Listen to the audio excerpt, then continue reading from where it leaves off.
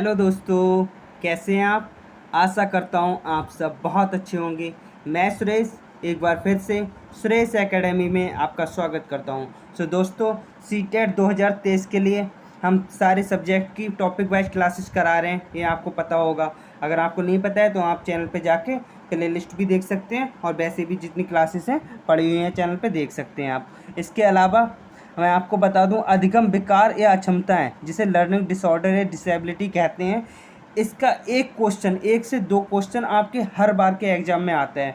जितनी बार भी एक एग्ज़ाम होता है आपका, प्रत्येक एग्ज़ाम में आपका सीटेट के प्रत्येक एग्ज़ाम में एक क्वेश्चन इससे रिलेटेड आता ही है। लर्निंग डिसेबिलिटी से रिलेटेड एक क्वेश्चन आता ही आता है। तो आप ये समझ लीजिए, इससे एक से दो नंबर आपके पक्के होने वाले हैं अगर आपने आज की क्लास देख ली तो शुरू करते हैं आज की क्लास। आज का पहला टॉपिक जो है, आज का टॉपिक हमारा जो है अधिगम विकार या अक्षमताएं। तो इससे पहले कि आप अधिगम विकार या अक्षमताएं लर्निंग डिसेबिलिटी पढ़ें, आपको पता होना चाहिए एक्चुअली में ये होती क्या है। और दोस्तों मैं आपको बता दूं, ये जो क्लास में लेकर आया हूँ आपको बाईलिंगुअल लेकर आया हूँ। क्या बाईलिंगुअल लेकर आया हूँ, हिंदी और इंग्लिश दोनों में। तो हमें पता होना चाहिए अधिगम विकार क्या होता है। दोस्तों मैं आपको बता दूं, ये एक प्रकार की मतलब कहीं ना कहीं दिक्कत होती है। अगर बच्चों को किसी पढ़ने में दिक्कत हो रही है या लिखने में दिक्कत हो रही है या उसे कुछ बोलने में दिक्कत हो रही है या गणित को समझने में दिक्कत हो रही है, गणित में कैलकुलेशन करने में दिक्कत हो रही है, तो ये जो अक्षमताएं होती हैं, ये सब काम करने में जो कठिनाइयाँ होती हैं उसी को हम अधिगम विकार या अक्षमताएं कहते हैं। जैसे इसमें लिखा है, यह एक प्रकार का अधिगम संबंधी दोष होता है जिसमें बच्चों को पढ़ने, लिखने, मौखिक अभिव्यक्ति, शब्दों का शुद्ध उच्चारण, गणित को समझने, तार्किक चिंतन करने आदि में कठिनाई होती है। तो ये हो गया कि हमारा अधिगम विकार। लेकिन इसके बहुत सारे टाइप होते हैं। अधिगम विकार जो होता है वो कई टाइप का होता है। लर्निंग डिसेबिलिटीज़ कई टाइप की होती हैं, तो उनको सबको हम देखने वाले हैं। ये रही इसकी English, it is type of learning disability. इसके कई टाइप होते हैं, वो हम देख लेते हैं। जो इसके मुख्य टाइप होते हैं वो हम देख लेते हैं। तो पहला जो आता है डिस्ग्राफिया। क्या है भाई? डिस्ग्राफिया। मैं आपको दिखा दूँ इसका फोटो, वो ये कुछ इस टाइप का होता है। किस टाइप का? इस टाइप का। एक्चुअली इसमें साफ साफ लिखा है ना, डिस्ग्राफिया मतलब कहीं ना कहीं लिखने में दिक्कत है, कहीं ना कहीं लिखने में। आपने देखा ये बच्चा क्या कर रहा है भाई, ये एक कुछ लिख रहा है, कुछ लिख रहा है, लेकिन जो भी लिख रहा है ये सही से नहीं लिख पा रहा है। ये जो भी लिख रहा है सब टेढ़ा मेढ़ा जा रहा है, सही से नहीं लिख पा रहा है। ये बी को डी लिख दे रहा है या फिर उल्टा, मतलब उसकी जो राइटिंग है बहुत गंदी आ रही है। वो अगर ए भी बनाना चाह रहा है तो ए भी बना नहीं पा रहा है। इस टाइप से चिंगने टाइप के हो रहे हैं, आप ये कह सकते हो। तो ये जो डिस्ग्राफिया होती है, डिस्ग्राफिया मतलब ग्राफ बनाना। हम कोई ग्राफ बनाते हैं तो हम क्या करते हैं, पेन या पेंसिल से ग्राफ बनाते हैं तो हम क्या करते हैं, लिखते ही तो हैं। तो अगर लिखने से संबंधित जितनी भी दिक्कतें होती हैं, लिखने से संबंधित जितनी भी समस्याएं होती हैं, वो डिस्ग्राफिया के अंतर्गत आती हैं। किसके अंतर्गत आती हैं भाई? डिस्ग्राफिया के अंतर्गत आ जाती हैं। तो हमारी जो डिस्ग्राफिया है वो किससे संबंधित विकार है भाई? लिखने संबंधित विकार है, लिखने संबंधी अक्षमता है, जिसे इंग्लिश में हम क्या कहते हैं, राइटिंग डिसेबिलिटी। राइटिंग डिसेबिलिटी जिसे हम कहते हैं। तो आप ये समझ लिए, अगर आपके एग्जाम में लिखने से संबंधित कोई विकार आता है तो वो कौन सा होगा भाई? डिस्ग्राफिया होगा। क्या होगा भाई? डिस्ग्राफिया। और जैसा कि मैंने आपको दिखाया, ये किस टाइप का होता है, उसकी राइटिंग सही नहीं आती। जैसे ये बच्चा लिख रहा है लेकिन ये सही से लिख नहीं पा रहा है, लिखने की पूरी कोशिश कर रहा है लेकिन बेचारा लिख नहीं पा रहा है, चिंगने टाइप के हो जा रहे हैं। अगर वो ए भी बनाना चाह रहा है, वो ए क्योंकि ऐसे बनता है तो वो ए बना रहा है, ऐसे ऐसे हो जा रहा है। तो इस टाइप से आप समझ सकते हैं। अगर लिखने से संबंधित कोई विकार आ रहा है तो वो आप समझ लीजिए डिस्ग्राफिया है। ठीक है। तो नेक्स्ट जो हमारा होता है वो देख लेते हैं, डिसलेक्सिया। डिसलेक्सिया में एक्चुअली क्या होता है वो भी हम देख लेते हैं। जैसा कि आप इसमें देख पाते होंगे, डिसलेक्सिया जो होता है वो पढ़ने संबंधी विकार होता है। क्या होता है भाई? पढ़ने संबंधी। अगर कोई भी चीज़ हम सही से, जो बच्चा जो होता है वो कभी कभी क्या होता है, जो बी होती है, बी को बी ना पढ़ के डी समझ लेता है, बी को बी ना समझ के डी समझ लेता है। जो बाज होता है, बाज को बाज ना पढ़ के वो सा पढ़ लेता है, मतलब उल्टा पढ़ लेता है। मतलब कहीं ना कहीं उसकी जो दिक्कतें होती हैं वो पढ़ने में होती हैं। जैसे अभी मैंने डिस्ग्राफिया बताया, तो डिस्ग्राफिया में तो वो सही से लिख नहीं पा रहा था। लेकिन जो डिसलेक्सिया है, क्या है भाई? डिसलेक्सिया है, उसमें बी को डी पढ़ लेता है, मतलब वो सही से पढ़ नहीं पाता है। तो पढ़ने संबंधी दोष है ये जो डिसलेक्सिया होता है, वो ये पढ़ने संबंधी दोष होता है। इसमें क्या होता है, बच्चा बी को डी पढ़ लेता है।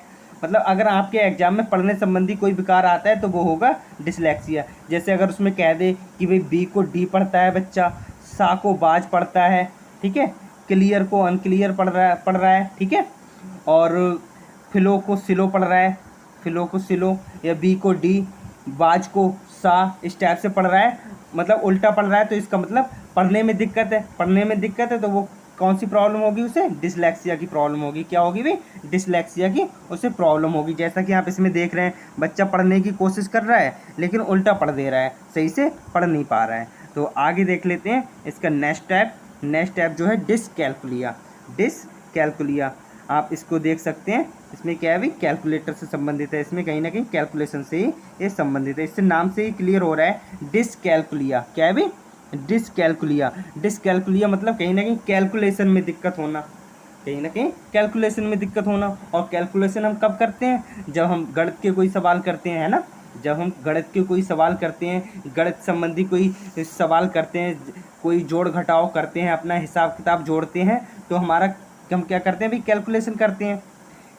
कैलकुलेशन करते हैं तो वो कहीं ना कहीं गणित की चीज़ हो गई। और जब गणित की चीज़ हो गई तो ये क्या होगी, गणित से को समझने में जो दिक्कत होती है उसे हम क्या कहेंगे, डिसकैल्कुलिया कह देंगे। मतलब गणित से संबंधित अगर कोई विकार है, गणित से संबंधित कोई अक्षमता है, गणित को समझने में या कैलकुलेशन करने में, बच्चे ने लिखा 2 × 3, अब उसे याद ही नहीं आ रहा है 2 × 3 क्या होता है, 2 3 जा क्या होता है, अब 2 3 जा 6 की जगह 2 3 जा 8 कर दे रहा है। तो इस टाइप के जो विकार होते हैं, जो कैलकुलेशन करने में बच्चे को दिक्कत होती है, वो जो विकार होता है वो होता है डिसकैल्कुलिया। कहीं ना कहीं आप कह सकते हैं कैलकुलेशन। और कैलकुलेशन किस में होती है भाई, गणित में होती है। कैलकुलेशन तो भाई गणित में ही होती है, तो ये गणित संबंधी विकार होता है। तो जैसा कि आप देख सकते हैं, मैंने कैलकुलेटर का भी फोटो एक लगा के रखा है। तो कैलकुलेटर को देख के आप समझ सकते हैं कैलकुलेशन मैथ में होती है, तो मैथ संबंधी ये विकार हो जाएगा, गणित संबंधी ये विकार हो जाएगा, डिसकैल्कुलिया। अब नेक्स्ट जो आता है ये भी आपके लिए इम्पोर्टेंट होने वाला है। नेक्स्ट विकार जो है आपका अफेजिया। क्या है भाई, अफेजिया। अफेजिया से क्या होता है, अफेजिया एक्चुअली क्या होता है, भाषा या संप्रेषण अधिगम अक्षमता को अफेजिया कहते हैं। जो हम बोलते हैं, जो बच्चे आपने कुछ देखा होगा, जो बोलना चाहते हैं वो बोल नहीं पाते हैं, कुछ और बोल देते हैं। अगर आपसे बात करते हैं तो हकला जाते हैं, जैसे आ ऊ इस टाइप से करने लगते हैं। जैसे आप इसमें देख रहे हैं कि इसमें आई ग्रेप्स इस टाइप से बोल रहा है, अच्छे से बोल नहीं पा रहा है, क्लियर नहीं बोल पा रहा है, मतलब बात करने में दिक्कत हो रही है और कहीं ना कहीं वो सही से बोल भी नहीं पा रहा है। तो कहीं ना कहीं भाषा संबंधी अगर कोई विकार आए तो वो हमारा जो होगा वो क्या होगा भाई, अफेजिया होगा। क्या होगा, अफेजिया।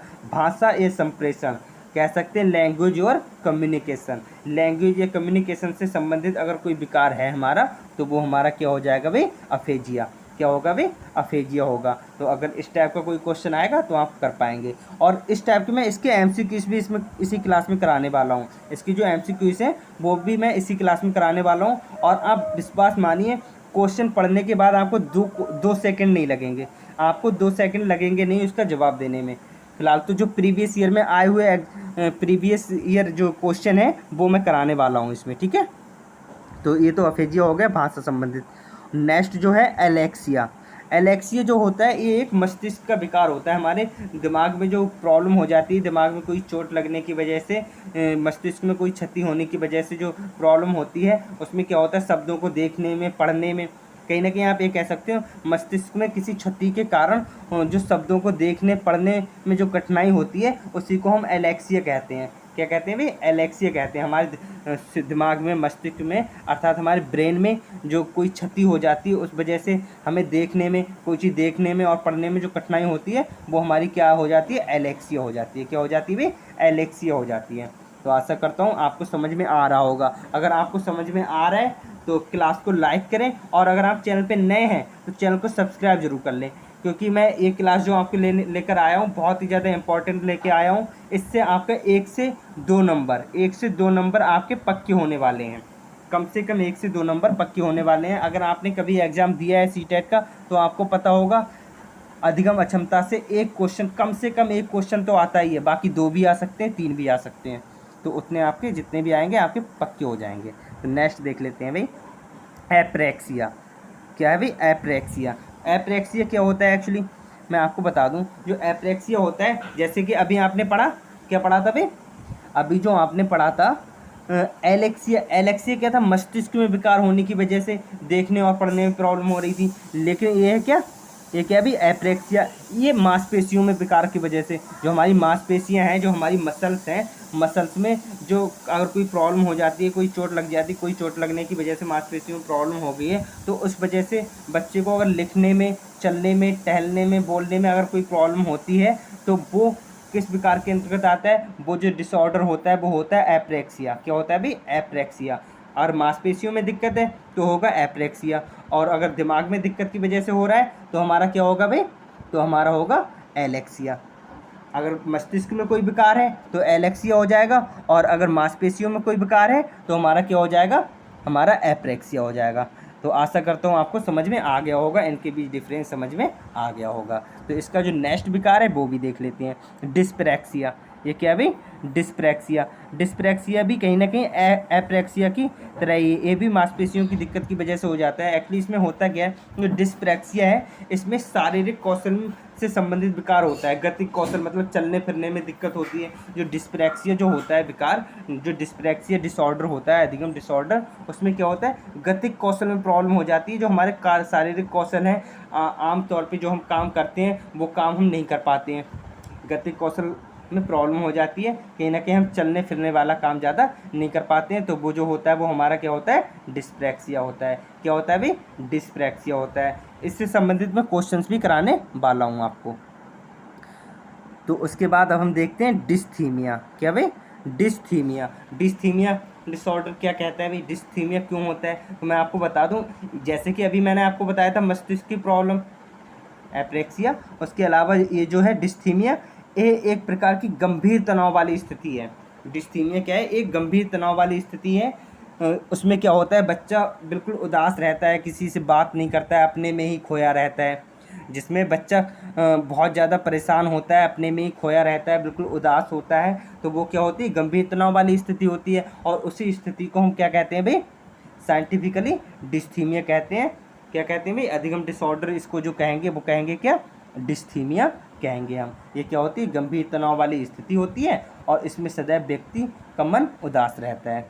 ठीक है, आशा करता हूँ आपको समझ में आ रहा होगा। और ये जो मैं करा रहा हूँ ये सेकंड लास्ट है। ठीक है, नेक्स्ट, सेकंड लास्ट नहीं, एक्चुअली लास्ट है, डिसमॉर्फिया। एक्चुअली जो मैंने अधिगम डिसऑर्डर कराए हैं, लर्निंग डिसऑर्डर कराए हैं, ये मोस्ट इंपॉर्टेंट वाले कराए हैं, जो कि आपके एग्जाम में आते हैं। तो आपके एग्जाम के पॉइंट ऑफ व्यू को देखते हुए ही मैंने ये जो कराए हैं डिसऑर्डर, ये एग्जाम के पॉइंट ऑफ व्यू को देखते हुए कराए हैं। तो डिसमॉर्फिया क्या होता है, ये क्या होता है भाई, ये भी एक प्रकार का मनोविकार होता है। क्या होता है, ये भी एक प्रकार का मनोविकार होता है। इसमें व्यक्ति को ये भ्रम रहता है कि उसके शरीर के कुछ अंग छोटे या अपूर्ण हैं, वह अपनी तुलना दूसरे व्यक्ति से करने लगता है।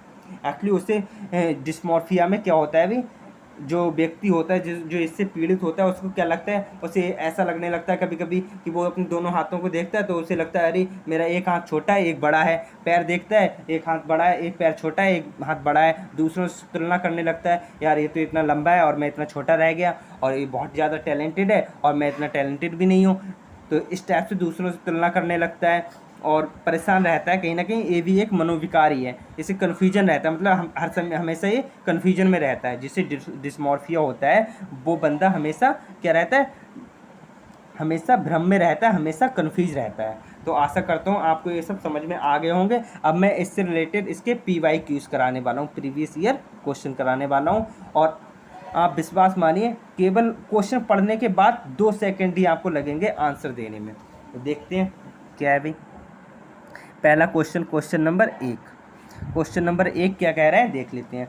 यदि एक विद्यार्थी को संख्याओं के परिकलन में समस्या हो रही है तो उसमें असमर्थता हो सकती है जिसका नाम है क्या। अब जैसा कि आपको पता है संख्याओं का परिकलन करने में समस्या हो रही है, क्या हो रही है बच्चे को, कहीं ना कहीं जोड़ घटाव में दिक्कत हो रही है, उसे गुणा भाग करने में दिक्कत हो रही है, संख्याओं में दिक्कत हो रही है। तो संख्याएं किससे रिलेटेड होती हैं, गणित से, और जब गणित से रिलेटेड होंगी तो भाई कैलकुलेशन करनी पड़ रही है, कहीं ना कहीं परिकलन मतलब कैलकुलेशन करनी पड़ रही है। इसमें देखो लिखा है कैलकुलेटिंग, कैलकुलेटिंग नंबर, जब कैलकुलेटिंग आ गया तो इसका मतलब कैलकुलिया होगा। क्या होगा भाई, डिसकैलकुलिया होगा।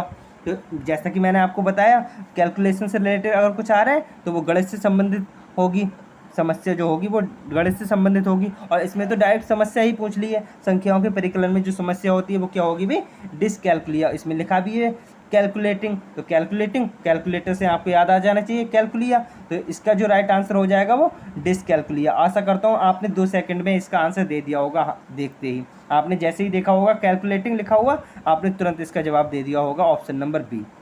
इसके अलावा मैं बता दूं डिस्ग्राफिया। डिस्ग्राफिया जो होती है, हमें लिखने में दिक्कत होती है। क्या होती है भाई, लिखने में जो दिक्कत होती है, लिखने संबंधित जितनी भी विकार होते हैं वो हमारे डिस्ग्राफिया के अंतर्गत आ जाते हैं। डिसलेक्सिया, पढ़ने में प्रॉब्लम होती है। क्या होती है भाई, पढ़ने संबंधी कोई विकार होता है वो हमारा आ जाता है डिसलेक्सिया में।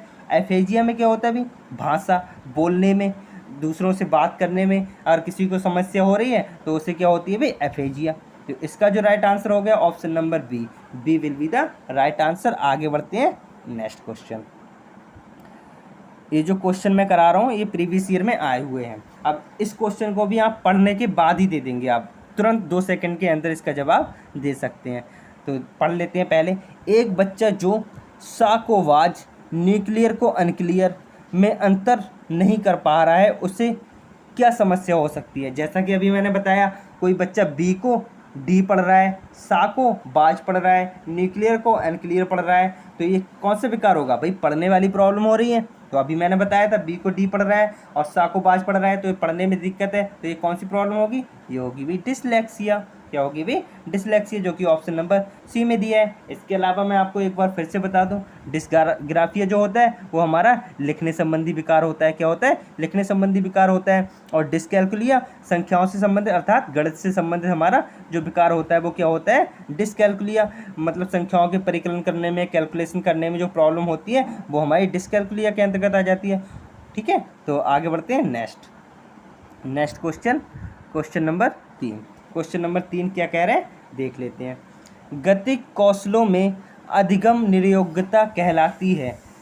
गतिक कौशलों में जो अधिगम निर्योग्यता होती है वो क्या कहलाती है, ये हमसे पूछा गया है। तो जैसा कि अभी हमने पढ़ा था, क्या पढ़ा था भाई, जब अगर किसी को शारीरिक कौशल में प्रॉब्लम है, किसी को शारीरिक कौशल में प्रॉब्लम है, चलने में, टहलने में, गतिक कौशल में उसे प्रॉब्लम है, तो वो क्या होगा भाई, वो हमारा क्या होगा, डिस्प्रैक्सिया। क्या होगा भाई, डिस्प्रैक्सिया। अभी तो बताया था, अगर किसी को चलने फिरने में प्रॉब्लम है, गतिक कौशल में प्रॉब्लम है, शारीरिक कौशल में उसकी प्रॉब्लम है, निर्योग्य है, शारीरिक कौशल नहीं कर पाता है, गतिक कौशल नहीं कर पाता है, तो उसे क्या प्रॉब्लम हो सकती है भाई, डिस्प्रैक्सिया। तो ये जो विकार होगा वो क्या होगा, डिस्प्रैक्सिया, जस्ट अभी मैंने बताया। इसके अलावा मैं ये भी बता दूं, डिस्ग्राफिया जो हमारा होता है वो जो डिस्ग्राफिया होता है वो लिखने संबंधी विकार होता है। क्या होता है, लिखने संबंधी अगर कोई भी विकार है तो वो क्या होगा, डिस्ग्राफिया। डिसकैलकुलिया गणित से संबंधित होता है, किससे संबंधित होता है भाई, गणित से संबंधित होता है, कैलकुलेशन से संबंधित होता है। अगर कैलकुलेशन आ गया तो समझ लो कैलकुलिया डिसकैलकुलिया हो जाएगा। और डिसलेक्सिया पढ़ने संबंधी अगर कोई विकार है बच्चे के अंदर, पढ़ने संबंधी अगर कोई विकार है तो वो किसके अंदर आ जाएगा भाई, डिसलेक्सिया। आशा करता हूँ आपको क्लास बहुत अच्छे से पसंद आती होगी। अगर पसंद आ रही है तो क्लास को लाइक करें, और अगर आप चैनल पर नए हैं तो चैनल को सब्सक्राइब जरूर कर लीजिएगा। ठीक है, तो आगे बढ़ते हैं नेक्स्ट क्वेश्चन, क्वेश्चन नंबर 4। विकृत लिखावट से संबंधित लिखने की योग्यता में कमी किसका एक लक्षण है। तो दोस्तों मैं आपको बता दूं, मैं जो भी क्वेश्चन करा रहा हूं आपके प्रीवियस ईयर में आए हुए हैं। ठीक है, तो अब आप इसको देख के ही आप इसका आंसर लगा सकते हैं। विकृत लिखावट मतलब लिखने संबंधी है, और अगर लिखने संबंधी है तो इसका क्या आंसर होगा भाई, देखते ही आप लगा सकते हैं डिस्ग्राफिया। तो इसका जो राइट आंसर होगा क्या होगा भाई, dysgraphia. Option number A will be the right answer. और डिसकैलकुलिया हम बता ही चुके हैं, गणित से संबंधित या कैलकुलेशन से संबंधित कोई भी प्रॉब्लम है तो वो क्या होगी भाई, डिसकैलकुलिया होगी। और डिसलेक्सिया पढ़ने संबंधी विकार होता है, डिस्ग्राफिया लिखने संबंधी विकार होता है। अरे भाई ये तो दोनों ऑप्शन एक जैसे हो गए, तो आप या तो डी लगा लीजिएगा या ए लगा लीजिएगा, दोनों आपके आंसर सही हो जाएंगे। तो डिस्ग्राफिया क्या हो गया भाई, लिखने वाला हो गया, तो इसका जो राइट आंसर होगा वो ए हो जाएगा। आप डिस्ग्राफिया डी है ना, तो डी की जगह आप कर सकते हैं डिस्प्रैक्सिया कर सकते हैं। डिस्प्रैक्सिया में अभी मैंने आपको बताया क्या होता है भाई, डिस्प्रैक्सिया में क्या होता है, डिस्प्रैक्सिया में गतिक कौशलों में प्रॉब्लम हो जाती है, चलने फिरने में दिक्कत होती है। तो आगे बढ़ते हैं next question, question number 5। Question number 5 क्या कह रहा है, भाषा अवबोधन से संबंधित विकार। देखिए आगे आप इसका भी देखते ही आंसर दे सकते हैं। क्या भाई? लैंग्वेज कॉम्प्रिहेंशन, जैसा कि अभी मैंने बताया लैंग्वेज और कम्युनिकेशन में अगर कोई प्रॉब्लम है तो वो कौन सा विकार होगा भाई? अफेजिया। भाषा संप्रेषण में जो प्रॉब्लम होती है वो क्या होती है? अफेजिया के अंतर्गत आती है। तो आशा करता हूँ आपने इसका भी आंसर देखते ही दे दिया होगा 1-2 सेकंड के अंदर क्वेश्चन पढ़ने के बाद। तो इसका जो राइट आंसर हो जाएगा अफेजिया। तो भाषा कम्युनिकेशन में दिक्कत होती है, लैंग्वेज कम्युनिकेशन में जो दिक्कत होती है वो अफेजिया के अंतर्गत आ जाती है। भाषा और संप्रेषण में जो दिक्कत होती है वो किसके अंतर्गत आ जाती है भाई? अफेजिया के अंतर्गत आ जाती है। इसके अलावा डिस्ग्राफिया लिखने संबंधी विकार है ना, राइटिंग, और डिसकैलकुलिया कैलकुलेशन संबंधित यानी गणित से संबंधित हो गया। डिसलेक्सिया रीडिंग संबंधित मतलब पढ़ने संबंधित अगर कोई विकार है तो वो डिसलेक्सिया में आ जाएगा। इसका जो राइट आंसर था वो ऑप्शन नंबर डी था। तो आशा करता हूँ आपको पूरी क्लास अच्छे से समझ में आई होगी, और अगर क्लास समझ में आई है और आपको लग रहा है सर अगर इससे रिलेटेड कोई क्वेश्चन आपके एग्जाम में आएगा तो आप बहुत आसानी से इसे कर देंगे, तो आप क्लास को लाइक करें, और अगर आप चैनल पे नए हैं तो चैनल को सब्सक्राइब जरूर कर लें। ठीक है, सो थैंक यू।